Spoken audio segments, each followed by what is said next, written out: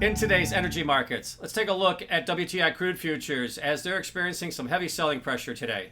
Crude futures currently down about 3.5% at the 73.70 level. Now we're off the intraday lows, which was below 73, but nonetheless down for a second session, negating some of the higher price action earlier in the week. And with today's levels, we are now pushing back down towards a 1-month low in reaction to various themes and inputs this week. Now, early in the week, geopolitical tensions had created a bid under WTI as far as supply concerns.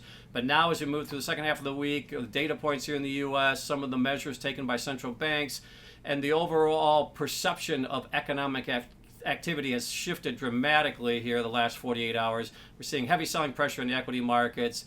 Also big, strong rallies in the treasury markets for a second day.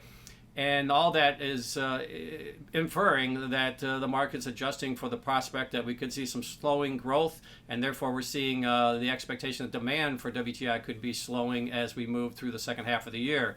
Now, looking at the general trends, as I mentioned, we're trading down to basically a 1-month low, but that 1-month low also corresponds with the lowest levels going back to February. So we're holding at these levels or just above 6-month lows here today. And when you look at other factors contributing to the price action, we did have the Baker Hughes rig count come out today. Now, that showed rigs for oil flat week over week. After 3 consecutive weeks of higher rig count, we did see that flatten out. We did see a decline in the gas rigs of 3. So the net change was down 3, but in oil rigs, it was flat week over week.